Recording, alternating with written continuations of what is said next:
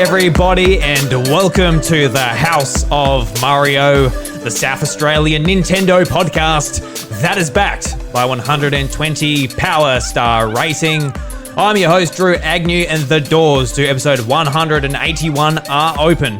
This week on the show, we're going to be talking about our big card pack opening of the Shining Fates Pokemon TCG. Very exciting, wasn't it, Bryce? It was. Yeah. And also a lot of talk about Monster Hunter Rise and much more that's happened over the last 2 weeks in the Nintendo community. And we're here live on twitch.tv/iDruby, so thank you to everybody that's tuned in. If you want to check out future sort of recording sessions on the show, be sure to go over there and leave us a follow. You very much appreciated. So Bryce, over the last couple of weeks, how you been, my friend? Good. Very good. Yes. Nice. Yeah, wonderful. Beautiful. So last week we missed an episode because I got married that weekend. That is correct. And I didn't have any time to run around and talk about Nintendo into these microphones. No, that's right. We were both busy. Yeah, we had to go and get our shirts ironed. We had to make sure our shoes were nice and polished and all that. We had the bucks, and then we also had some priors set up to do and stuff like that was done. Yes. In the ending days of the week, and work to finish up before that. And but it was absolutely, I know from my perspective anyway, it was just like a really fantastic weekend. I couldn't have asked for anything more from... No, it was brilliant. Yeah. Everybody enjoyed that time. Yeah, from my friends and family who all helped put it together. Had an absolutely fantastic Bucks show organised by my 5 best friends. It was a lot of fun. Went to a local brewery. Had some local beers, which I hadn't tried before. And jerky. I actually went back and got some jerky. I was there the other day and I actually picked some up. Did you? Because I noticed the van was parked on the side of the road. I'm like, ooh. So Nice. yeah, really cool. So I guess that is my Guru Geek It of the week again. Just really thankful to all the boys that got together, organised everything. I think it was really nice. Did some lawn bowls. We did. We were only talking about it the week before when Meta came on the podcast, and he was talking, sounds like an old AM radio type of talk show with like the crackle and that was going on with our Twitter Spaces type of thing. And we delivered a couple of weeks later. We're actually talking about lawn bowls, very, very good bowls, Bryce. How good at bowls were you? Were you a good bowler? We did all right. Yeah, I reckon. Yeah. It was definitely not one of the weaker ones, which is good. No, that was left to... he might listen to it one day. Daniel Treadray. No, Dan. Dan, you let down the team, mate. Dan. It was Dan and Ollie. Yeah. Yeah. The rest of us were like try-harding the hell out of it. And... Oh yeah, no, you had to impress each other. Yeah. What would people think if you did a bowl that went into the gutter? You wouldn't be able to live that down. No, that's right. Yeah, no. I did appreciate it that playing the lawn bowls as well. The pressure wasn't on as much the last time I played. Last time I played, it was like a part of my school curriculum for Year 12 PE. And every bowl you did, the teachers there with the check marks. No, that was a poor bowl, or the angle wasn't quite right. And there you are, just sweating like I really want to pass high school, so I don't have to do this year again. It's ridiculous, isn't it? But this time, when you're 26, you're allowed to have beers. You have to yell at each other, pay each other out on the podcast the week afterwards. Yeah, it's good. Right, yeah. I guess in terms of my geek out, I'm going to just sort of keep with that and expand on it. I think, that was definitely that weekend was definitely the highlight that we've had for the last 2 weeks, without question. We went and enjoyed some locally crafted food, beer, and enjoyed some local sport in what we would call lawn bowls by the seaside. We took the video games to the beach house. I set up all that prior, so we had some stuff to play when we were there, and we all had a pretty big day, so we had quite an early night, but we had fun playing video games together and just drinking and having a barbecue. And I think it was a sense of togetherness that really isn't seen outside of events like a wedding, I guess. Obviously, I was there at the altar with my best mate here, and I held the rings for them, put them in my back pocket, ready to go. Passed them off and signed the paperwork. Did all that, and then we had a good time afterwards and had a drink and shared some stories, and it was really, something that you don't really get the time to do otherwise. Yeah. Everybody makes time for a wedding for what it's worth. So I guess on my own behalf, because I'm sure, Drew's got his own things to say about it, but, if anybody who was involved with this, thank you very much for making it happen. It was a beautiful day, and I think I can say for the groom here, you're a very happy man. Yes. It was very, very good.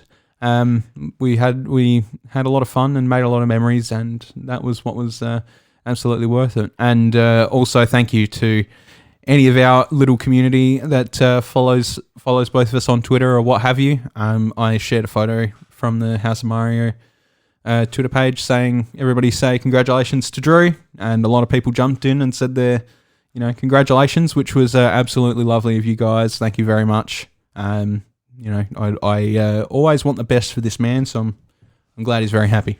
Thank you. No worries. And just all the messages that came the day after, and that was just really nice to see, like how good a connection we've got, just with whether it's friends or our community or whatever it is online. It was really nice to see. And that's right. It was just like a small wedding, only 30 so people on our family farm. So it was basically just immediate family, then the bridal party. That's what it was. And going up to it, I wasn't like, oh yeah, like I'm super excited for this and can't wait. I just wanted to make sure, Chantel had the day of her dreams and that she was happy, and I knew I was going to enjoy it. But on the day itself, I was like, I'm actually a bit nervous, and the butterflies start kicking in and you do get excited. And it wasn't until like I was writing my vows, and we did like a bit of a practice where Chantel pretended to walk up the aisle and, sort of working out exactly what, where everyone needs to be, where everyone needs to go. And I'm like, wow, this is, it's getting real. Yeah, type it of is. thing. Yeah, and yeah. then like it really sort of set in, and Chantel, the word she's used to describe it was just like, it was a perfect weekend. Yeah. And like, I agree with that, and I'm definitely like, thank God. Yeah, because it is still a stressful time leading up to it, no matter what. Yeah, that's exactly right. Sean Capri says in the chat, I truly thought Drew was already married with kids. No, that was him. That's actually me. Like I'm not married, but I've been engaged for nearly 6 years. Nearly 6 years, yeah, and I have 2 children. So definitely it was a bit of a shift. Now he's working his way up to my level. I'm growing up, Bryce. Where's the kids, mate? Hurry up. You'll get there. I'm sure I will. Yeah, but everyone who sent a nice message or whatever on Twitter or our Discord or whatever, thank you very much. Very happy at the moment. And we haven't gone on a honeymoon yet. We just had a couple of days off. But hopefully when work and that settles down a bit more, maybe in June, August, July, I don't know, somewhere around there.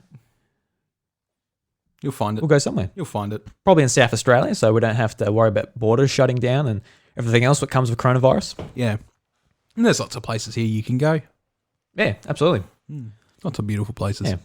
So that's our Guru Geek Out. Yes. Maybe a very selfish one, just ourselves, but yeah. I mean, I think everybody enjoyed it just the same, and that's all that really matters. Everybody had a great weekend, and we had a lot of fun. And I think that's what weddings are about. They're not just about the union.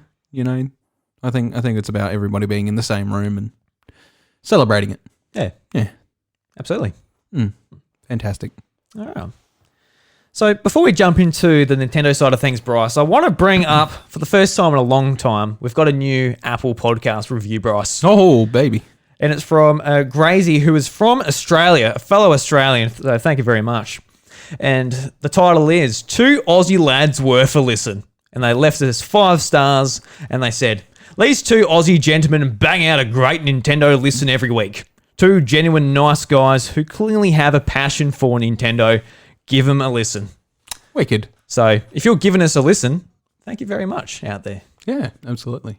Yeah, that's what we love. Yeah, and if you enjoy the show, you can also leave us a review on Apple Podcasts. It's actually funny. I had a nightmare, Bryce. A nightmare. I woke up in sweat. I had a nightmare. Someone left us a 1-star review, and like not after. I checked it, and we got a 5-star review. So, oh, fuck. Fully dedicated to the craft to the point where you're like, oh, my heart. Oh, my heart. I'm dying. No. No. All right, Bryce. So the big game that is released over the last, I guess, a week at this point, it came out the same weekend as our wedding. I haven't had a lot of opportunity to touch it. I've played it for an hour or so. Bryce has played it for 45 hours, apparently. So he's had his time with it. Good on him. So Bryce will be able to fill us in a lot about Monster Hunter Rise that came to the Nintendo Switch, an exclusive from Capcom, which is probably one of the year's most anticipated titles for the Nintendo Switch, especially at the moment because sold very well. Because at the moment we're just looking at Mario Golf. It's like that's cool, but Monster Hunter Rise is definitely up there for a lot of people. Yeah, and judging from its sales too, it's a pretty popular title. Yeah. So 4 million or something in its first week. Yeah. So absolutely nuts. So just before we jump into our thoughts and mainly Bryce's thoughts, at the moment on Metacritic for all the reviews put together is sitting at an 87, and the user score is a 9.3. Yep. So it's looking very good as far as reviews are going. We're doing very well. Yes. There's been a couple of issues as far as like locking people out of saves and that due to some problems with some of the DLC. If someone bought like a couple of gestures, if you equip them, it can potentially lock you out of your save data. Oh. But I think they're updating or have updated by the time this comes out. So, okay. Because I actually went to go and buy the season pass. I'm like, yeah, well, that sounds good. But it just wasn't there. But apparently they sort of took it down because some of that content, some of the gestures a part of that were actually locking people's save data. Oof. So it's like, it's still there. So with an update, it'll fix. It would have been fine, but so it's just unfortunate. So it hasn't been a necessarily 100% clean launch necessarily, but for the most part, I believe it has. So, Bryce, we'll jump to you straight away. What do you think of the title? Brilliant, absolutely love amazing. it. Yeah, I always talk world's praises on this podcast. I think that's pretty common knowledge at this point that I'm a big fan of World and how much that game changed Monster Hunter as a series for me personally. Rise is very much the same. What it does is it does take some of the things from older Monster Hunters that can be a little bit problematic, right? Like for example, the hub has its own story to go along, which is something that older Monster Hunter titles do and did, and it's a reason that Gen 4 U or whatever you want to call it suffers a little bit at the moment because it's too hard to find hunts for anything that aren't high rank. So, if you want to get into Monster Hunter, Monster Hunter Rise in particular, it's definitely better off getting into it now while it's fresh, because it means that no matter what, you will be guaranteed to sort of find lobbies pretty much constantly, and you won't have that much trouble climbing, which is good for the beginning of its life and a shame for the rest of it. And the other thing is like with a lot of copies going out there now too, though, it's not too hard to just ask your mates and sort of get into it. But apart from that, the multiplayer is fine and the matchmaking is really stellar. It's better than I arguably say it's ever been, especially, and that's saying something for the Switch. Yeah, absolutely. Because on the Switch, usually matchmaking can be absolutely awful. But I think I had less trouble finding people in Rise than I have in World. Okay, right.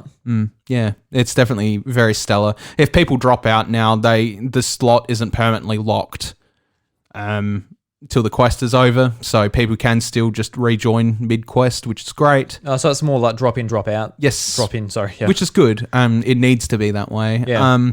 And then, something to add to that. I had it in my head there for a second. Oh, yeah, the scaling. The scaling's a lot better than it was in World. So in World, the problem they had is that you had scaling for singles, duo, and then 4-player. So if you were playing with 3 players, you would automatically be scaled up to 4-player, which just made the hunts harder. And that was kind of irritating because it would just be a time sink.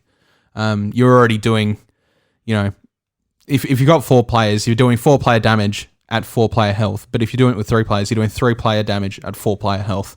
It just serves to elongate the fights, and it was really confusing why they never bothered to sort of put that in. It made no sense. It used to be that there only used to be 2 scaling difficulties, which was single player and multiplayer.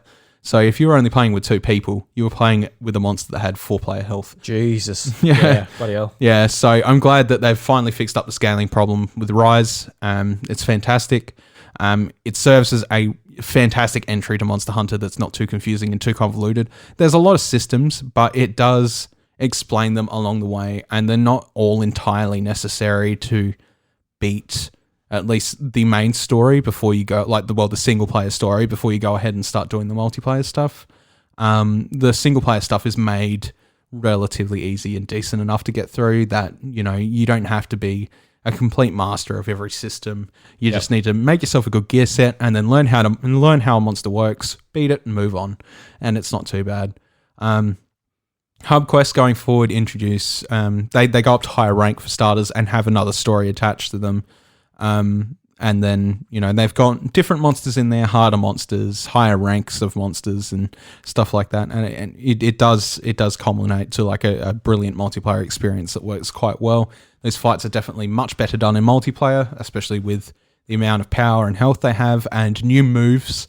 So they do change up quite frequently as opposed to whether you'd fight them in single player. And learning those things with friends and playing with friends is definitely good. And I know that Barry come around for I'd like to say probably about a 4-hour, 5-hour session. We sat down on the couch and just played Monster Hunter Rise. That's what we need to do. Yeah. We should. It'd be greater when my TV gets fixed, unfortunately. What happened there? Oh, shit, I haven't told you about that yet. No. A crack appeared at the bottom of my screen, slowly crept up. Oh, really? Yeah, so it must have got damaged in transit, and it's put a giant black line through the middle of my screen. So I've had to call Samsung. They're sending a tech to fix it, and hopefully they'll just claim it as fault and it'll be on warranty. If not, it doesn't really matter anyway. I've got to fix the TV. You're not going to just throw it away and buy another one, are you? I'm not wasting that money. It's a brand new TV. So yeah, unfortunately, I haven't been able to play too much on the TV. Right, okay. Did play a little bit, which was good. It does, especially on a large TV like mine, which I suppose is going to be more to the blame than anything else. On a 65-inch screen, it does look a little bit muddy in the textures, only because I guess they're trying to, because the game itself performs extremely well. So, and I think they want to keep it running extremely well, because frame drops in Monster Hunter it's not nice. It's an action game, yeah. It's very important. Yeah, so that constant frame rate. Yeah, that's right. So the textures are a little bit muddy, but apart from that, it's definitely still a pretty good looking game, which is fantastic. Yeah, like whenever I see it in action and when I played it, I was just like honestly surprised, because we've almost got that expectation now, especially with third-party games, where there is that bit of a sheen, sort of like Vaseline over it, that type of look. It's like if you've ever played maybe Crash Bandicoot or the Spyro trilogy or whatever, it looks like what it does on Xbox or PlayStation, but it's just like that Vaseline over the screen, which makes it just look that, just kind of ickier. Yeah. You know what I mean? Yeah.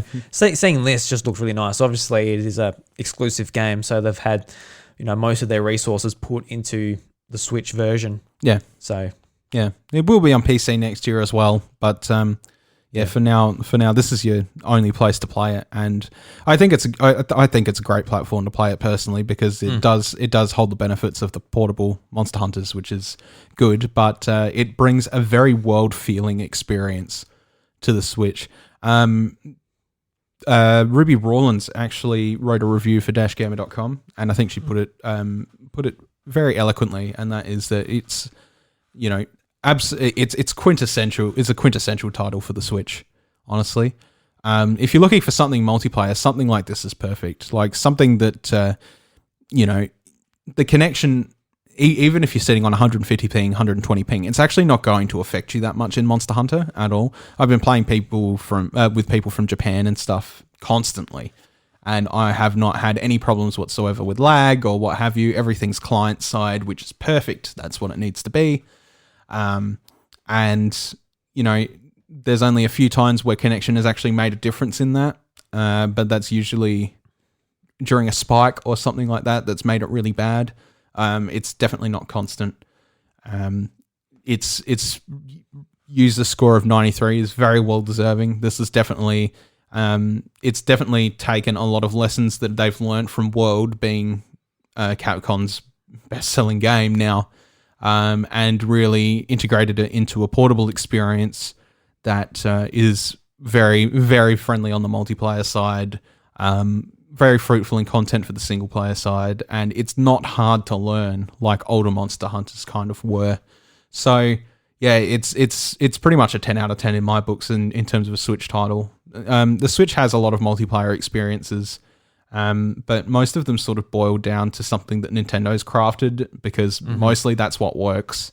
Yeah. A lot of multiplayer experiences in the Switch's library that aren't made by Nintendo, and in some cases like Smash where they are, but some reason can't get around the netcode and make it work properly. Yeah. Monster Hunter Rise definitely does not have this problem at all. That's great to hear. Yeah, it's very important for that game. Yes, absolutely. Yeah. It is 100%. It's like, you've got your shelf of multiplayer games where you're like, all right, these are things I can play with friends. This is definitely something you can do that with. Yeah. So that's brilliant, and I do recommend if anybody's ever been curious about stepping into Monster Hunter. I've always recommended World as the baseline, because I've said, right, like, this is where this is going. No matter what, I don't see it ever reverting back to what it was. This is a telltale to that. It takes a lot of what made what made World great, puts it into Rise, and turns it into an experience that anybody can get into, and that doesn't feel too clunky, depending on how much experience you have with the game, because it definitely feels clunky when you start, because they're big, heavy weapons. But literally, literally clunky. Yeah, that's right. Literally clunky. But once you get a handle of that, that's how your skill develops, and knowing what you got to do and stuff like that. And that is the appeal to Monster Hunter, is learning how to navigate your world with these giant effing weapons and against these giant effing monsters, and being able to take them down. And so definitely a fun time, and I'll be sick at hundreds of hours into it, no doubt. I'm still planning sets as it is. They've got a content update this month, which is another appealing thing about Monster Hunter Rise, and World and its predecessing, is that up until they decide to either make a new game or make a new expansion, they will release new content for free periodically. So you will always be getting updated with new content, much like you would see in Splatoon or ARMS for free. And then if they decide, well, we want to add a whole new story to Rise and stuff like that, that's when they'll make an expansion for it, which will come in the form as DLC. And then that's when they will make you pay for it and go, all right, this is pretty much the sequel, treated as such. We expect $50 for it or whatever. Yeah. So until then, though, you've got plenty of content updates. I think this month is a Chameleon Elder Dragon, which is really different. Yeah. I don't think they've ever touched on anything that can use environmental adaptation as a mechanic. So that'll be interesting. That sounds cool. Yeah. Yeah, like the chameleon blending into their environment and all that stuff with the big long tongue and all that stuff. So yeah, that'll be interesting. And then the other monster coming this month is Apex Rathalos. So basically, really strong Rathalos. Not like Rathalos in this game has to be any stronger, thanks Capcom, but I'll take it. So yeah, it'd be interesting to sort of get into them and see what happens. Yeah. Yeah, no, I'm really keen to get into this. I've sort of I've been in that mood where I'm just like really craving to play a game, because I haven't really played much. So if I've only got like an hour, half an hour a night, just go to my staples, which is Mario Kart, Smash Bros, Pokemon, whatever. Which I've noticed. Yeah. It's coming up online. Yeah. Yeah, so like if I've got a little bit of time, because I know like Monster Hunter, I just want like a good amount of time to sit down and get a hold of it. Yeah. And I haven't had that just yet. I sat down with it for like 2 hours, and a lot of that was just spent creating my character and then getting through the tutorial. So that's pretty much what I've done in the game. Not much at all, but I guess just before I start my thoughts on it, but I did receive the game from Nintendo Australia, so thank you very much to them for providing me a code. But like just with the character creator, I love character creation in games, but I can like whenever I like start a Monster Hunter game or whatever, I can never get the character looking how I want it to look in Monster Hunter games. Do you find that? I didn't have a problem with this game, surprisingly. Yeah? Yeah, I got my character looking exactly how I wanted him to. It's just I don't know how I managed it. it gives you like a sort of like the spectrum of like all the colors for like, you know, your skin tone and that. I'm like, I'll try and make it look kind of like, you know, like me. So, you know, a bit darker skin, trying to find like what my type of skin is. You know, I'm just in there, just like, you can spend like an hour or so just like, all right, is it, you know, what's my hairstyle? I'm like, no, it's none of these. So I got like this more like an emo haircut with like this, like the side fringe going on. And I'm like, yeah, close enough. And eventually you just sort of, yeah, so that's close enough, whatever. You know, you're just looking at the back of them most of the time anyway. Yeah. Doesn't matter too much. Can you change them much afterwards? Yeah, I think you can change them anytime. Anytime. Yeah. So I assume that was the case. I'm like, yeah, okay, cool. Yeah. Yeah, well, you want to be at a just in case type of thing there, because with World they actually made you pay to change it, which was very irritating. Yeah. Wow. Yeah, but people didn't hold much to it because people just modded instead, so nobody gave a shit, and they weren't disapproving of mods either. Okay, on PC, obviously. Yeah, just as long as it didn't change anything that would potentially, you know, break the game. As long as it was cosmetic only, I think that's all that mattered, really. Yeah. But no, going into that, yeah, I understand that. It's definitely something you want to spend something, like sit down, have a good 5-hour session with, and then you sort of learn where you're at with it. And you can sort of judge how much time you've got. Like, you know, oh, I got an hour break. I could fight a Lagombi or something like that, and, you know, maybe do a little bit of this to fill in some time. And, you know, you'll figure once you get a handle on the game, a hunt only takes 15 to 20 minutes. So it becomes a lot more of a, I guess, there's a word in my head for it. Portioned. There you go. Oh. It becomes a lot more of a portioned experience then, because you know how much time you're going to spend and how much time, you know, approximately you're going to need to finish something up. So yeah, I definitely understand that. It definitely takes like a good session of sitting down and getting into it to sort of understand where you're at and like what you can achieve things in. And once you've done that, you know how much time you can spend later on doing things. Yeah. And it's interesting too, because this is the first game on Switch to be using Capcom's, I guess, a relatively brand new engine, the RE engine, that powered a lot of, you know, new games from Capcom, whether it's Resident Evil 7 onwards pretty much. And the first time it's come to Switch, and it holds up really well, unlike, you know, some other engines that we've seen. Yeah. Maybe, say, the Frostbite or the whatever EA we're using type of thing. Yeah. So it's good that it holds up, and it's good for future Capcom games as well to be looking and performing as well as they do as Monster Hunter Rise. Absolutely. Yeah. Yeah. Agree. So, do you have anything else to say before I move on to the next game? No, I think that's about it. I could talk about it all day, but I don't want to talk about it too much. Yeah. If you haven't purchased it and you're curious, it's definitely worth a purchase. If you've never played a Monster Hunter before, this is the best way to get into it.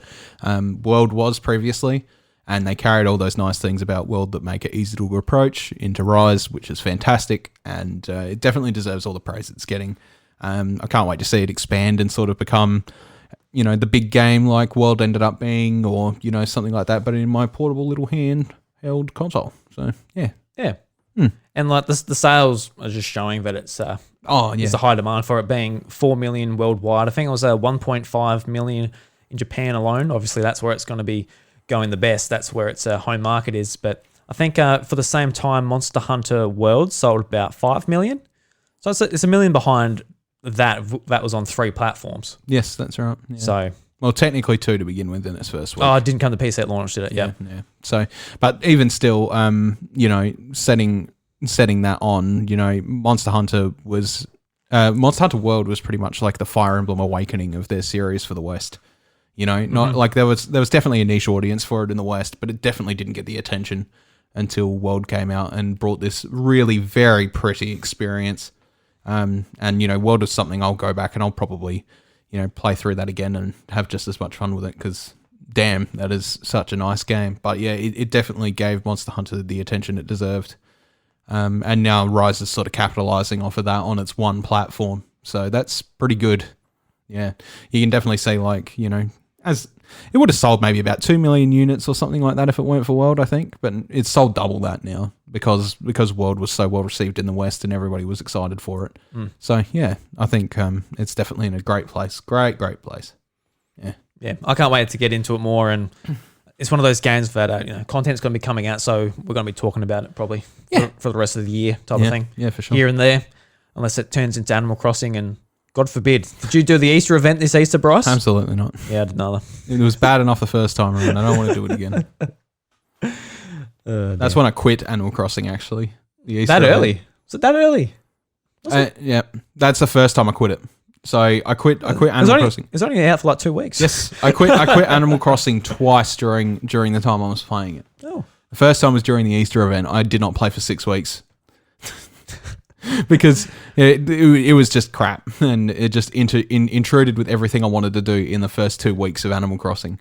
So yeah, I was like, no, I'm not doing this, and then I quit, hung it up for 6 weeks, picked it back up again, played again, and then quit again. Yeah, so yeah, tells you a lot, really. Yeah. Don't make anything that impedes your game absolutely significantly. And also, if anyone out there is into collecting spirits in Smash Bros. Ultimate, go and make sure you get your Monster Hunter Rise spirits in Smash Bros. They're doing an event for the 3 spirits in there at the moment. So make sure you go and collect them. If you're like me, like, oh, you got to have them all. Got to have them all. Spirits. Spiritmon. Yeah. Yeah. All right, so I decided to play something a little bit differently because I had about 2 hours spare time, and I'm like, all right, let's try an indie game on Switch. And this one caught my eye because it was coming to Xbox Game Pass, and also noticed it was coming to Switch. And on Switch, it's almost $40. It's like $37, and being on Game Pass, I'm like, well, that paid for a couple of months of subscription right there. I got on Xbox, so I did play this on Xbox, not Switch, but it's a 2D indie game. I'm sure it performs fine on Switch. And that game is Narita Boy.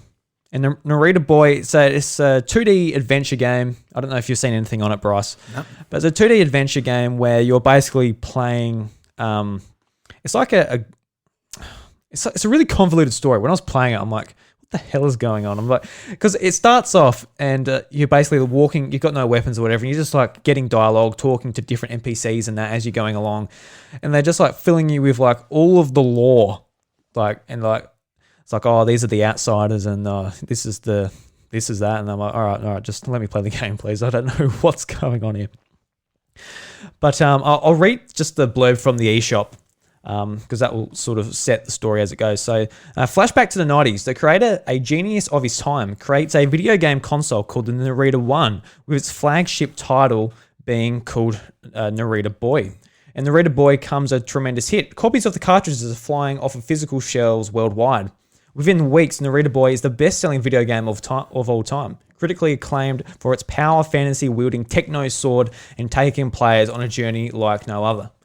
And it starts off basically you're being sucked into the computer and you've got to go through and do some things. Like the story is just really weird. Because when I read the blurb, I'm like, that sounds really cool. It's kind of like a, Inception type of thing, going into the game itself and trying to save the world from doing that.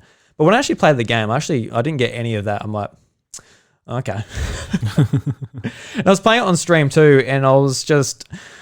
going forward, and I'm like, I'm stuck here, and I'm like starting to sweat a bit. I'm like, oh god, in front of all my friends. So I got a little bit lost, and like it was like a bit convoluted. But I just went through I got to go through the elevator, go through this other door, which I didn't see before because I thought it was like the same door. So I went through, and that's it. Basically, you spend 15 minutes just sort of walking, talking to people, getting story. I'm like, okay, I don't know if I want to keep playing for this. It's a bit convoluted. It's making me think too hard, being an adventure game, trying to solve puzzles and that. But as soon as you got to the point where you actually got your weapon, which was the techno sword, the game becomes a lot more fun. And what sort of drew me to this game to start off with, just with its art style. It looks a lot like Hyper Light Drifter or just like some other just really nice stylized pixel art game. So that's what drew me to start off with. But also sort of like the gameplay, it reminded me of Dead Cells, and just with like how it looked to use the sword and use your weapons. And Dead Cells is just one of my favorite games on Nintendo Switch, just probably full stop. It just feels so good. It's probably one of the best feeling 2D games I've ever played. It just feels amazing, and there's so much variety to each weapons and that. But with this sword, it feels a lot like it as well. And you've got some different mechanics in there as well for the combat. Like combat is only like a small part of the game. A lot of it is like There's like some puzzles in there where you've got to go and find the symbols to bring back to a teleporter, put in those symbols, then it'll take you to where you need to teleport to progress the game and talk to different characters. They unlock different quests. You've got like a quest log in this game. So it's very much like a Metroidvania game where you're actually like looking to like, oh yeah, that was back there. I better backtrack, take the key back there, open that door, and stuff like that. But the combat really is something I would like to probably come back to the game for. Just like you've got, you're hitting the B button to do your sword. You can obviously jump. You've got a dash, which you can dash through enemies. So if they're about to hit you, you dash through them, go to your back, continue to hit them. And you got another mechanic as well. So you've actually got, if you hit the trigger button, it's like it turns your sword basically like comes up and it becomes like a shotgun. And it just like it does a shotgun blast right in front of them.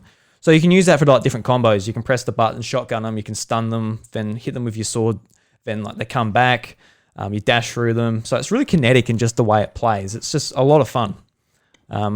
But if you're not into like adventure games, puzzle games, you might not like it so much. Unlike Dead Cells. Dead Cells is just like fight your way through the game. It's going to kick your ass. Don't expect to get through it in the first go.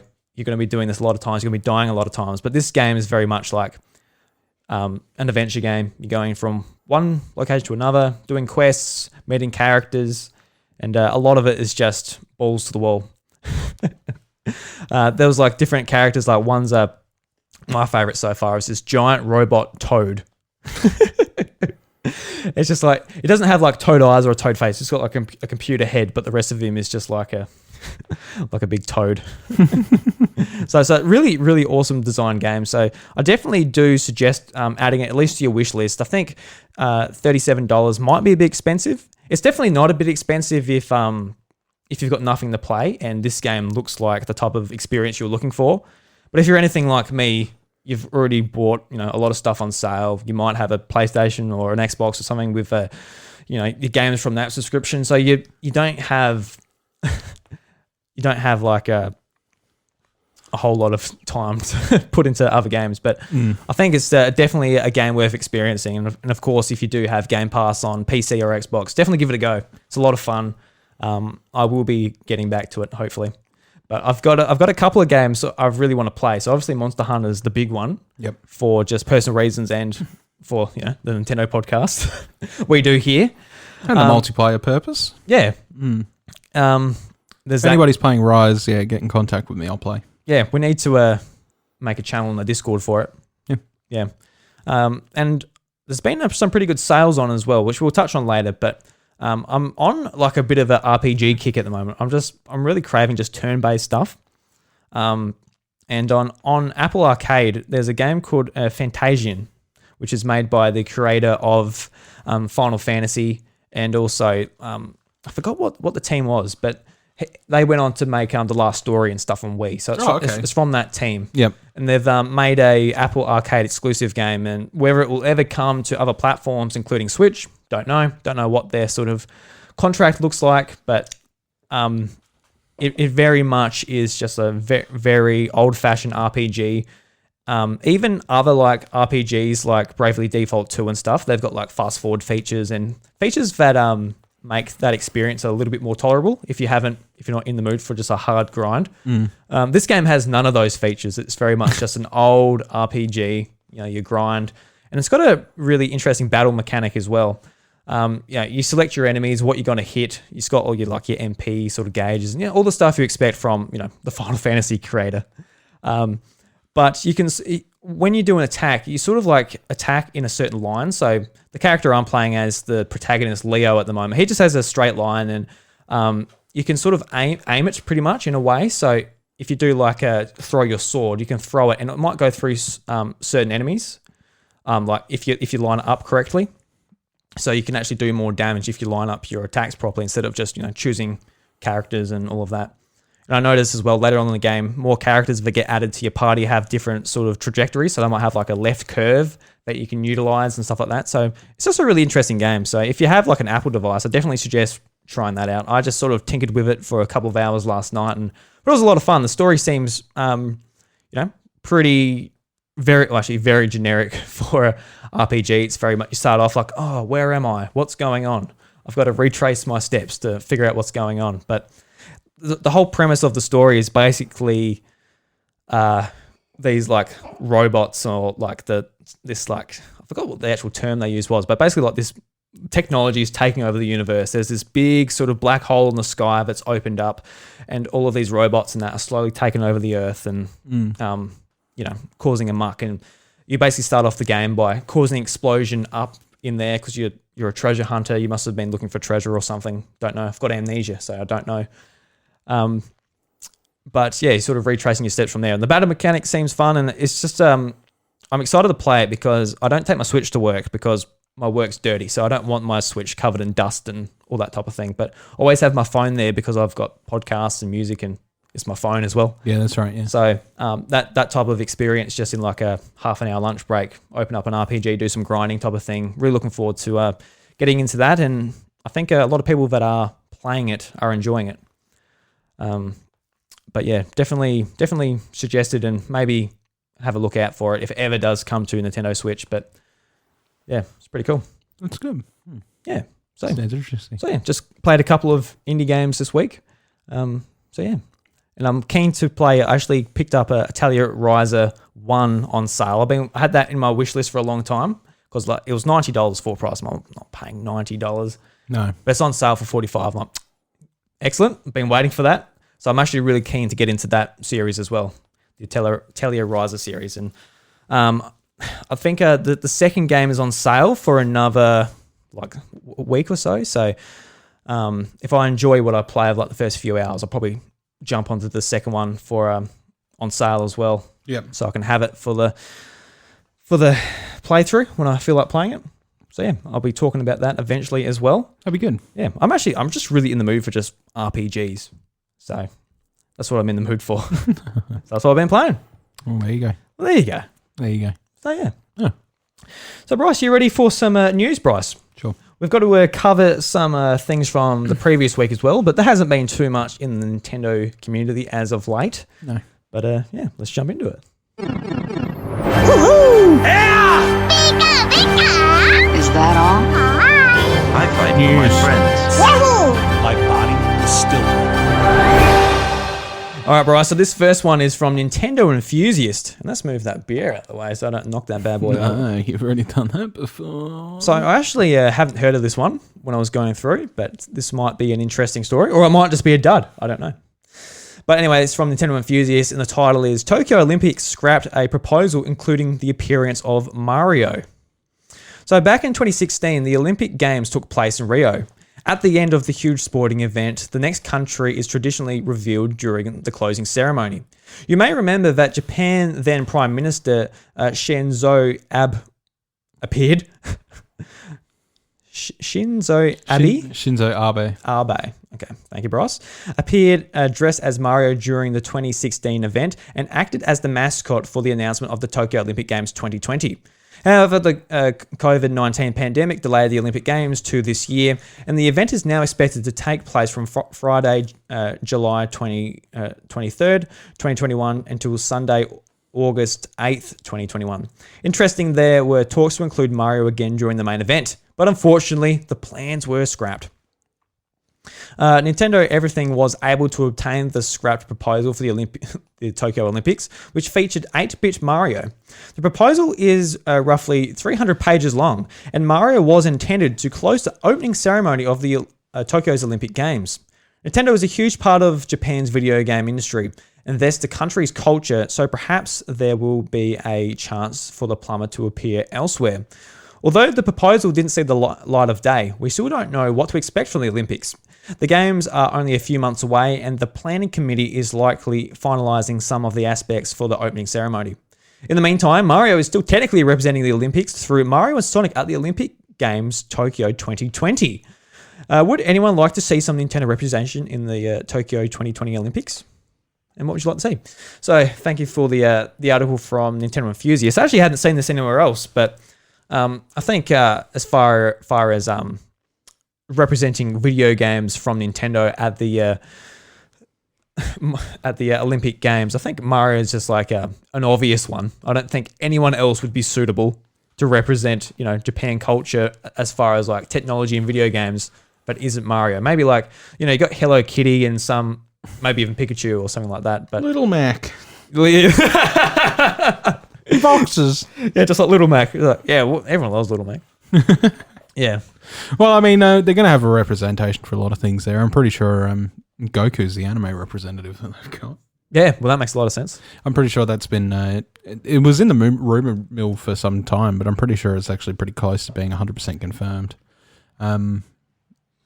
He was supposed to be a mascot of the Olympics, which, you know, considering what's come out of Japan and is worldwide recognized, video games and anime are definitely their largest cultural export in terms, I guess. So, yeah.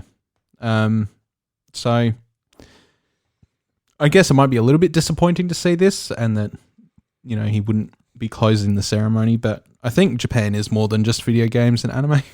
Yeah. If that makes sense. Of course it's more than that. Yeah, but I feel like a lot of people that do read these things take that on board and they're just like, oh, Mario, you know, Mario and anime and like all these things or whatever subject they're particularly passionate about. And they're just like, oh, you know, that's why I know about Japan. Yep. Especially in our space. Yeah. Yeah. And I'm like, no. You know, I know that Japan historically, you know, they've had a terrible history in terms of, you know, wars and like all that stuff as well. And that's why a lot of old generations, you know, that at least we're connected to know them, is that the Japanese were very aggressive people and they weren't great in the war. They weren't very nice. But, you know, these days I think what's interesting about Japanese history is how far they've come from it. Not so much that, you know, they're creating things that are now recognizable along the world, you know. So I think it's very important they don't just pay tribute to these things as well. And if Mario misses out on that cue, then that's fine. But yeah, I think it's more important to respect the culture of Japan and, you know, its history and the things it did right, and, you know, yeah. So if Mario doesn't end up in there, that sucks. But I'm sure he'll turn up. Yeah, we'll still be able to watch the freestyle, so that's all that matters. Eh? Chili dogs and energy drink. I hadn't heard of this one before either, Bryce, so let's move on. So sticking with Nintendo Enthusiast, the title is Not a Joke. G Fuel announces Sonic Chili Dog energy drink. And I don't know if you've seen this, Bryce. I might actually get you to read it because you love your memes. You love your G Fuel. It gets you amped in the morning. Dear God. Would you like to read this for us? If this really isn't a joke. Oh. I got no idea if it's not, but... Not a joke. G Fuel announces Sonic Chili Dogs energy drink. This is actually real by Arthur Damien. Back in 2020, G Fuel introduced a Sonic Peach Rings energy drink. It was a great idea, combining a beverage with a flavour that brings Sonic's gold rings to mind.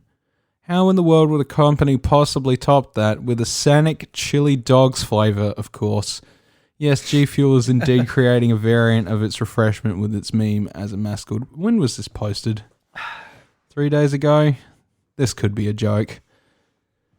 Check out the insane announcement of the concoction below. Appetizing, the drink promises to taste like chili dogs with its 18 different fruit extracts. Customers who are curious about what this tastes like can go on the pre-order waitlist. For $39.99, fans can obtain the limited edition Sonic bundle. It comes with a 40-serving Sonic Chili Dogs tub, 16-ounce Sonic Shaker Cup, and an additional 40-serving Sonic Peach Rings tub add-on. Yeah, so that was like a real one that was introduced like a few months ago. Yeah. Customers who are curious about what it tastes like can join the pre-order waitlist. For $39.99, fans can obtain the limited edition Sonic bundle. Comes with yeah, I said that. The bundle will start shipping this June. Here is what Michael Cisneros, manager of licensing for Sega America, had to say about this collaboration with G Fuel. After the runaway success of G Fuel's Sonic Peach Rings flavor, Sega and G Fuel sat in a room together, virtual of course, and tried to figure out this one ourselves. Figure how to one up ourselves. After much deliberation, someone jokingly said, "What about a chili dog flavor?" To which we all kind of laughed and then latched to this simplistic brilliance. I mean, who doesn't want to drink a chili dog? This has to be a joke. No, I got no idea. I don't believe this whatsoever. No comments on it either. So I'm Google. you fact check that bad boy. I'm fact checking. Robbie Bobby Miller in the chat says that's nasty. Reminds me of the craft beers with chocolate and coffee. Yeah, which we actually had the other weekend. Yes, we did. We had like a blueberry chocolate beer. Was that any good, by the way? No, Yeah, no, it was a bit how you going? how you going. No, this has to be a joke. Has to be. Yeah, it sounds. No, like I can't see it anywhere, so it has to be a joke. Pink drip, Bobby Boysenberry, Ice Shatter. Yeah, no. Scorpion Sting. When I saw it, I'm like, I don't even care if it's a joke. I just want to talk about that on the podcast. Like Sonic's Peach Rings is here. Like it's still a product, but yeah. there's no fucking way. Well, I'll tell you what. I'm going to click on that video they provided here. It's from G Fuel. We'll go to the comments on there. This is going to be a good review. Lol. Someone says, I know it's an April Fool's joke, but I want this to be real. Because I was about to say, like, they've even got a Monster Hunter themed one coming. Oh, did they? Yeah. Mega Potion. Oh, well, there you go. Yeah. Mega Potion. So, yeah, they do have something coming. It's definitely not chili dog flavor, but your entire Audible ship with this pre-order late April 2021. I'm trying to figure out. In the world... Okay, here's an actual G Fuel announcement for you. In a world where deadly monsters await you at every turn, only the most skilled and cunning of hunters will survive. And to survive, you will need all the tools you can get. A trusty Palamute companion, a wire bug tool, and of course your... Wow, they really forgot about the Palico. Your G Fuel Mega Potion tub, an exotic mouth-watering mango jackfruit flavor. Oh, yeah, I love some jackfruit. Jackfruit. Inspired by Capcom's action RPG Monster Hunter Rise. So they are actually bringing something out that is not fucking Sonic Chili Dog. Thank God.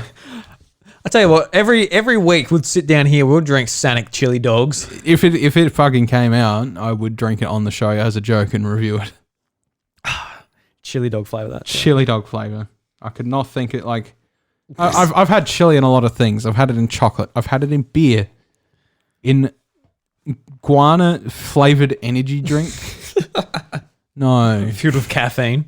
Cheapy caffeine? No. It's a bit much. All right, let's move on from that one. Especially hot dog. Try drinking hot dog flavored water. Oh. Yeah, revolting. Ugh. All right, so this one is from gamesindustry.biz, and this is something that caught my attention. And while I didn't get a pre-order in, it is sad for those that did pre-order. So the Analog Pocket is delayed to October, and this was basically a premium Game Boy that plays Game Boy, Game Boy Color, Game Boy Advance, and also has other adapters in that you can play Neo Geo, Sega, Master System, just like all sorts of consoles there. So the article from gamesindustry.biz reads, Analog announced its upcoming Pocket Retro handheld has been delayed, with shipments not expected until the start of October. In a blog post, the company attributed the delay to supply chain challenges outside of our control. Specifically, Analog referred to the shortage in key electronic components, including semiconductor chips. It also pointed to logistical issues caused by the ship that blocked the Suez Canal, which, while now freed, has created a backlog of cargo ships that could take months to clear. Quote, we're working hard to get Pocket out as fast as possible, and we appreciate your understanding and patience, the company wrote. Emails are being sent to those who pre-ordered, with offers of full refund available if needed. So I'm going to say, get your refund, so I can open up a few more pre-orders for old Drewy here. Old Drewy couldn't get in after... I was there on the dot, Analog. I was there on the bloody dot. You didn't let me pre-order one. Don't listen to the boy. See, he'd be fine without it. What the hell did you say, mate? He'd be fine without it. Don't worry. Just, I need my Game Boy. You just went and modded one. You'd be fine. Yeah, but didn't play on the TV. Anyway, Analog Pocket is a handheld games device that will be able to read cartridges originally released for various Game Boy models, as well as the Game Gear, Linux, Neo Geo Pocket Color, although these will require adapters which are sold separately. It was due to ship in May 2021, with already a delay from the original planned release on 2020. So, just a bit of sad news for anyone who out there who's a big retro nut who pre-ordered one of these bad boys. Yeah. Bit of a wait there, but it's how it is. It's how it is. I'm sorry. I don't know why they put these things up for pre-order. Like, here's the thing: is like when you talk to me about them originally, you're like, oh yeah, you're really excited about it and everything, but then they're sold out really quick, and then you went to pre-order them again. They sold out really quick, and each time they seem to take fucking forever. Like, they're taking way too many pre-orders than they can handle.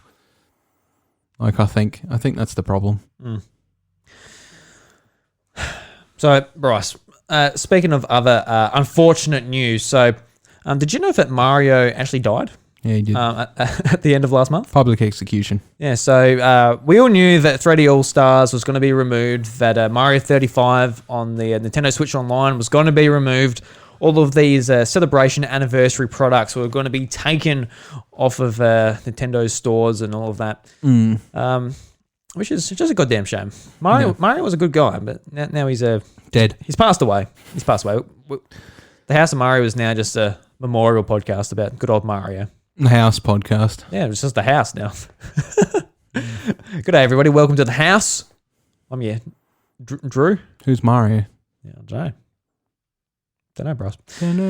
But some scalpers have sort of made some big accusations about sort of the demand of what 3D All-Stars will be being worth. So this article is from Nintendo Life, and the article reads, "The Super Mario 3D All-Stars collection is no longer for sale, and sure enough, the prices of physical copies are beginning to surge online. Some scalpers are now requesting hundreds or even thousands of dollars for individual copies of Nintendo's limited release on websites such as eBay."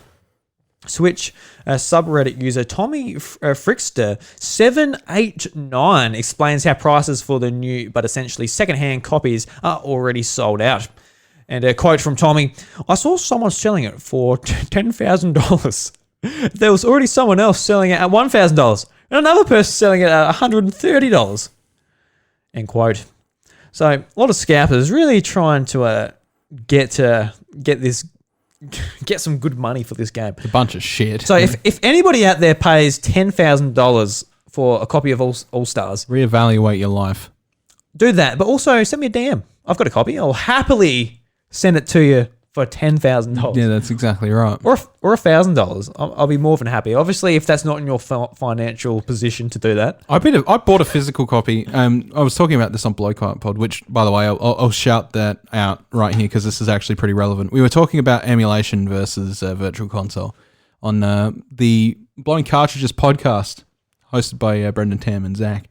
Yes. And yeah, we had a really good talk about this. So if you're interested more in this subject, you can go over there and listen to them too. And me, for that matter, Don't listen to because I'm over there too. Take If your you like headphones being off here and because Bryce talks. I'm here, well, there you go. Anyway, so yeah, check it out, Blowing Cartridges podcast.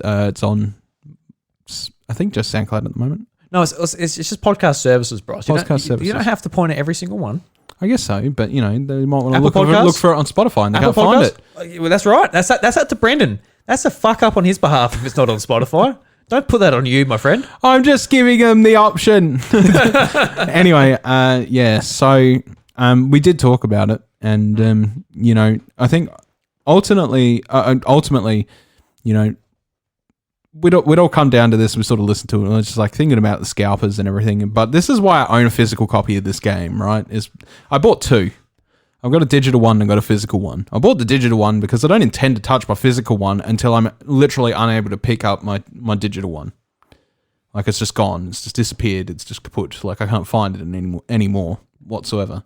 So mine's still in its wrapping. I don't intend to sell it.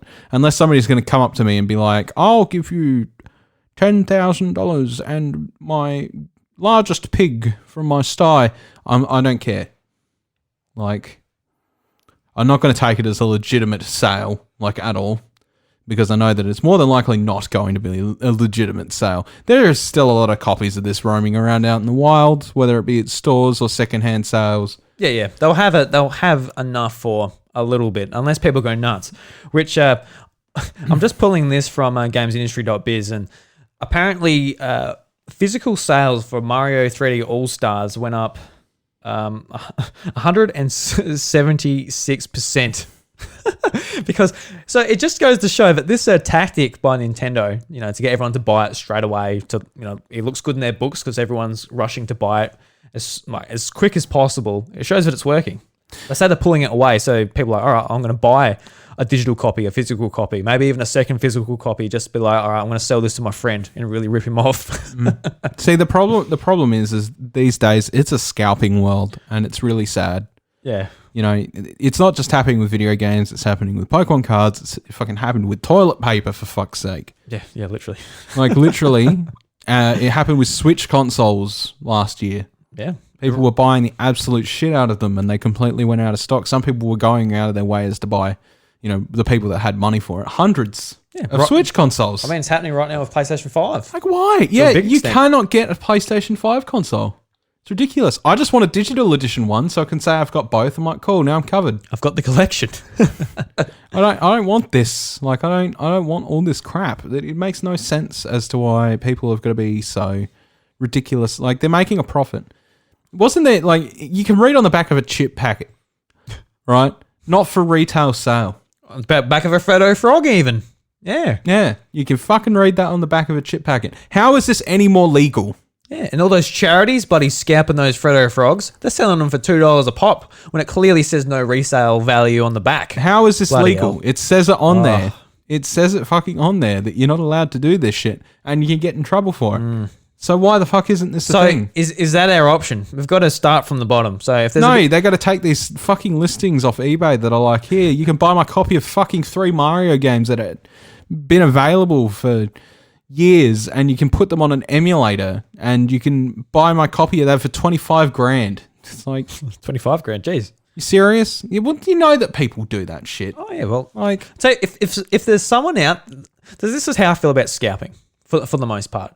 Like with like say the Switch or the PlayStation when it comes out, it's really hard to get. Obviously, the pandemic, the chips shortage at the moment has just been just made really hard logistically for these devices to get into people's hands. It does suck when there are people out there who are like, all right, I'm going to go and buy this store, put them in my truck, and go and sell them for double price. That is crap.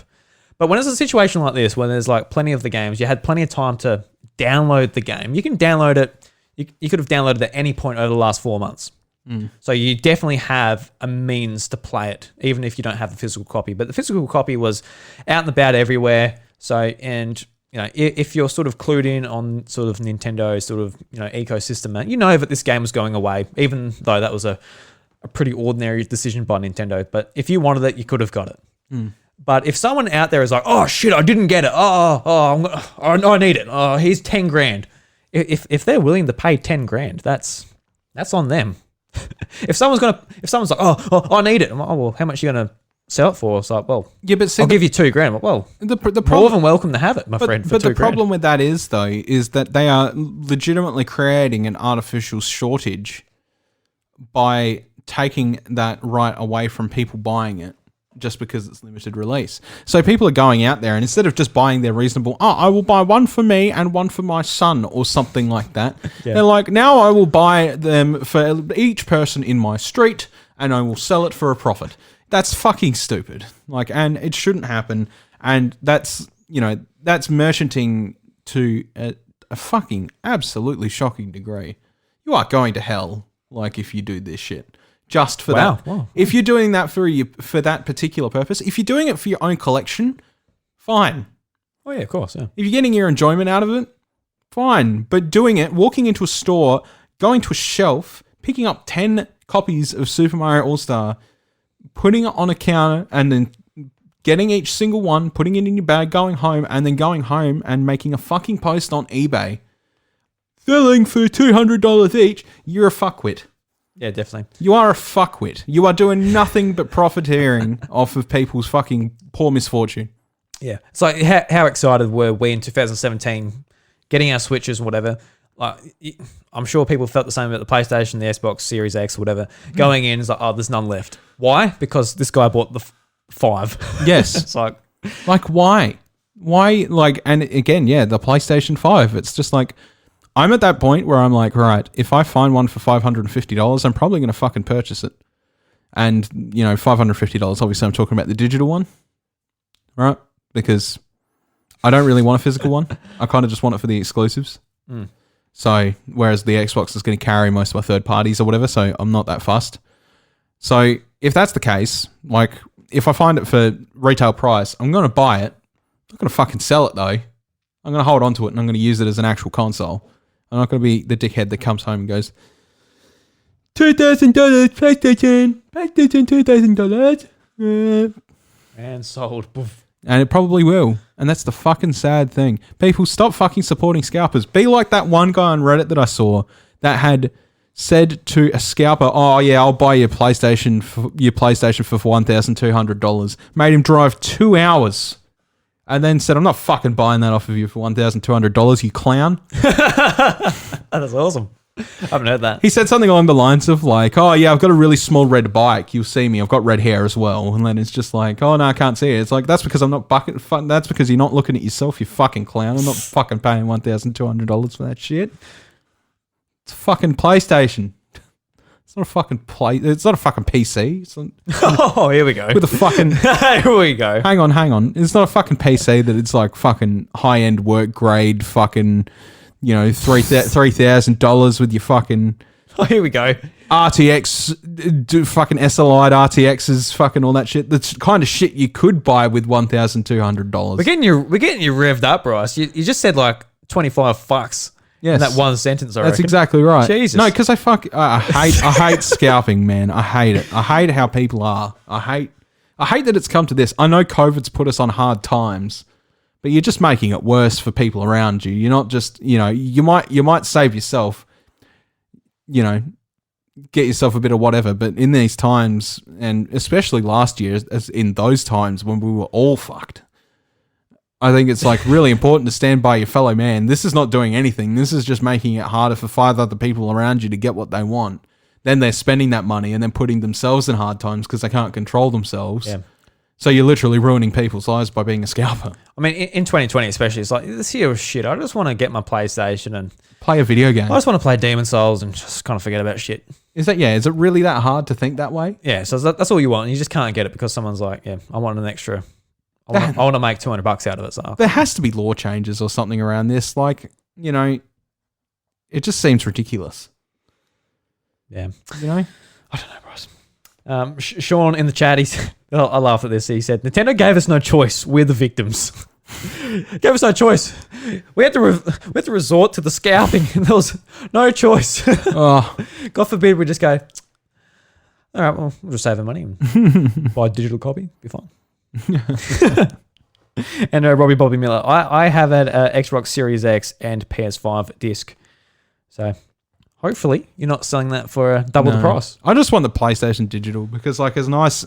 The good thing about, I guess, the PlayStation Digital Edition is that it just removes the disc drive and it doesn't change anything else.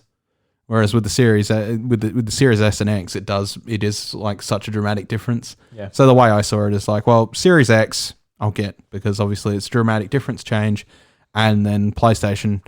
I don't intend to play all of my titles there on PlayStation. I'll probably play some like free to play shit or whatever if people are in the demand for it, and then I'll play exclusives on that console as opposed to the Xbox where I'll just buy things instead because there's a better value for money going there in terms of like Game Pass and all that stuff. So I'd like to support that more. Same, pretty much. Yeah. Yeah. Yeah. So anyway, turned into a bit of a scalper rant. Got Bryce pretty riled up. Look at the sweat beating off his forehead here. Jesus. Oh mate, they make me angry. Scalpers make me angry. All right, so a bit of a fun one before we jump into the last bit of the episode, Bryce. Cool. So this is from Nintendo Life, and the article is, someone made the world's largest Nintendo Switch, and it actually works. So I saw this. This is awesome. Yeah, so this is written by Liam Doolan, and the article reads, ever wondered what it would be like to play a gigantic Nintendo Switch? Well, so did Michael. The casual engineer a casual engineer pick, so he decided to build a fully functioning one. All of the buttons work and even powered by a regular size Switch Joy-Con, which can be easily replaced if necessary. Along with this is a 4K display. In the video above, Michael goes into specifics about how exactly he went about this. The 3D buttons on it were printed, for example. All up, the gigantic Nintendo Switch is 30 inches by 70 inches, weighs 29.48 kilograms, and is apparently 150 times bigger than the standard unit. It's all for a good cause as well, with Michael donating to St. Jude's Children's Hospital. Great job, Michael. Now, who's ready for a round of Mario Kart 8 Deluxe on this? So, as you can see sort of from like the video and sort of the photos put onto Reddit and stuff, we'll be sure to leave a link to the video in the podcast show notes. But definitely a cool little project that Michael worked on here. And I saw early in the week, Jamie Penning actually linked me to this, and hopefully it's what we get with the Switch Pro. So something that big, you reckon, Bros? No, Yes. I'm joking, obviously. But My hands are huge. So you got big hands. Are they that big? No. No. It's a big Switch. I might be able to play Twister and play Mario Kart, but man, that's about it. Oh dear. Well, that's all the news. We didn't miss too much, did we, Bryce? Over the last Not really. missing an episode. It's been quite quiet. There was some sort of more rumors and more sort of concrete information about the Switch Pro and stuff. But you know what? We're going to get what we get. We don't have to worry about that. No. Yeah, you're up. Thank you, Bryce. Dead on. Yeah. So, Bryce, let's go into the House of Mario's Red Coin recommendations for this week. Cool. We'll end the episode there. Cool.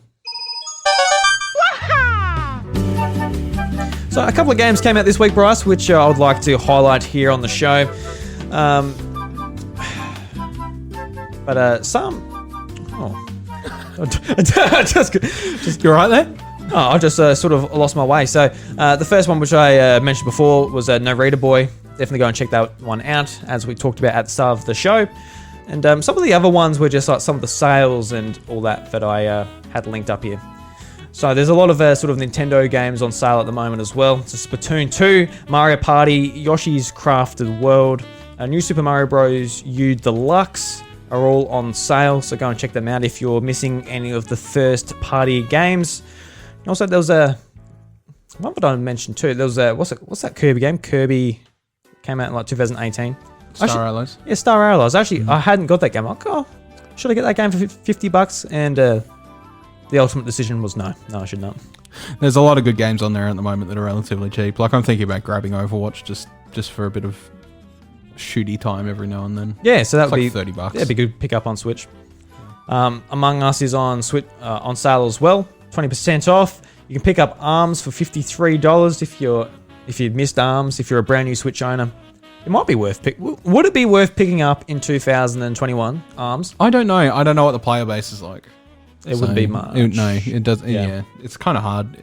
Like I love ARMS and its world, and then I sort of recommend anybody sort of looking into it and having fun with it. But yeah, as for an actual purchase and like trying to get into it as one of your main games, yeah, I don't know, man. Yeah, bit difficult. It's fun though. It's fun. As far as sales go, there's over 1,000 games on sale at the moment. There was a big sort of multiplayer sale going on if you're in the mood for some multiplayer games, and that included stuff like Splatoon 2, Diablo 3, Overwatch. Overwatch, some big titles in there. But as I said before, I picked up Atelier Riser, the first one in the series, not the second one just yet. But I'm keen to get into that one.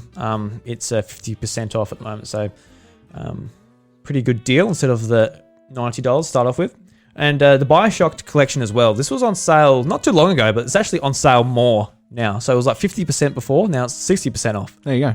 I'm like, I just picked up Bioshock 1. I've been meaning to actually play through that game, and when the collection came on sale again, I'm like, all right, I'll just buy Infinite now as well. It's like $13. So pretty good pickup if you haven't played that game before, or you just want to play it in handheld mode. Yeah. But Bryce, you had one on here you wanted to bring up. Yeah. Was it Stick Fight the game? Yes, Stick Fight the game. So I click on that. There you go, mate. Stick Fight the game. What is Stick Fight the game, Bryce? It actually looks kind of fun. But So this game is $9, guys, and I purchased it on Steam for $5. And honestly, it's just funny. It's funny. Like it's 4-player. You can play it online even. I actually think. No, I don't have it on Switch yet. I will get it on Switch though. It is basically just you and up to 4 other people. You can play online again, whatever. You've got environments around you that have different scenarios, do different things, and it's just you've got to kill whoever else is on the screen. Yep. Right? Your stickman's got some ragdoll physics. Sometimes some guns will drop. Sometimes the environment will change and you'll have to platform your way out of things and stuff like that. It's quick shot rounds, so rounds only last as long as 15 to 20 seconds at absolute most and probably 5 seconds at the fastest. Wow, okay. And you can basically just go round to round to round to round until eventually you get to a score or something like that and somebody's like, cool, you win. Or cool, I lost. Or cool, I won and lost. But it definitely was when I was playing it at the time, just fun to jump in and play a round or two and just have a laugh of just stupid shit. You could get a gun that shoots snakes at people, and then the snakes eventually kill people. You'll get like a platforming section where lava would be falling from the sky and preventing you from getting weapons, and then you're like trying to get around it before your friends can, so you can get that. People can hide in inconspicuous places and stop themselves from being killed. So then you have to try and make it your mission to still try and kill them, without letting the timer run out, because you've got the gun and you've got the opportunity to get the kill. So you don't want to waste it, because that's another point. There's not much to it. It's just dumb fun, and that's what's important about it. That's all that really matters, I think, and that's all that there is to say about Stick Fight. One of the one thing you may remember this game from, maybe not you personally, Drew, but anybody that's listening, if you've ever watched Donkey, as in video game Donkey on YouTube before, he did a hilarious video on it with his friends when it first came out, and now it's sort of expanding platforms. So I'm glad to see it on Switch, and for $9, it's definitely a steal. For you definitely get a good 5 hours at least entertainment worth out of $9. So yeah, because Switch is like the platform. I'm always just like buying like cheaper games that are like just fun multiplayer things to jump through with friends, because Switch is like the platform where I've got perfect for it too. Yeah, I've got like a few Pro controllers, Joy-Cons that just gets handed out to everyone, and you rotate through, whether it's Smash Bros, Mario Kart, and when it goes to like the indie type of multiplayer games. Yeah. So yeah, this might be something I pick up, especially for $9. And for $9, I would. Yeah. And like it's one of those things. So if you don't need it right now, just add it to your wish list, and you'll be on sale for like $5 or something eventually too. Absolutely. Yeah. Bet you can just like spend your play coins on and get it for free. Essentially, I got $14 worth of play coins at the moment, so I'm just like waiting to cash them in. I absolutely love that system. That is such an overlooked system that no other platform does except for Nintendo, actually giving you sort of currency to build up as you're making purchases through the eShop and even through just like physical games. So if you're buying physical games, remember to go to the menu on your game card and select redeem for like the My Nintendo coins, because then you can redeem them for like free games online. That's right. Which is really cool. Yeah, something that's always forgotten. Yeah, it is. Me too. I do it too. Yep. Yeah. So yeah. Anyway, Bryce, that brings us to the end of the House of Mario, episode 181. How do you feel about this episode, my friend? Anything else you'd like to say? No, I think I'm pretty good. Pretty good. Yeah. All right, everybody. Thank you very much for listening to the House of Mario, episode 181. If you enjoy the show, be sure to leave us a review on Apple Podcasts, much like Grazy did. 5-star review. Really appreciate it. If you'd like to follow us on Twitter, you can follow myself at iDruby. You can follow the show at the House of Mario, and you can follow Bryce at IVRevan. If you would like to join our Discord community, feel free to go and have a look in those show notes. There's an invite just for you to jump in there. Talk some Monster Hunter, talk some Pokemon, talk some Smash Bros, talk some Zelda, talk some Super Mario. Maybe we want to mourn over Mario's death. Maybe we want to do that. Who's Mario? I don't know. I don't know who Mario is at the house. No, the house I podcast don't know, we do man. here. Yeah, I don't know. All right. Yeah, and a big thank you as well to those who watched us here on twitch.tv/RideRuby. So what we're basically doing now is we're just streaming our recording session. It's not like we're not doing like a big live show or anything like that, but our sessions, we've got the camera hooked up. We may as well stream it as well. So a big thank you to Sean Capri and Robbie Bobby Miller for joining us here on twitch.tv/RideRuby. Really appreciate it. Hope you guys enjoy the show. Definitely stuck with us for a while, considering. Yeah, it did. Yeah, we did that. Actually, we didn't even talk about Pokemon cards, but We didn't, but we will. I lied at the start of the show. We never talked about it. Oh, well, it's all right. It is, isn't it? Yeah, we would talk about it a bit more, but I'm actually going to go. So Yeah, you do. at 4:00. Yes. All right, Bryce. So Nintendo Jukebox this week is Storm is Coming by Glitch X City and It's Vivo. It's Vivo. So until next time, guys, the doors to the house of Mario are closed. We'll catch you later. Bye bye.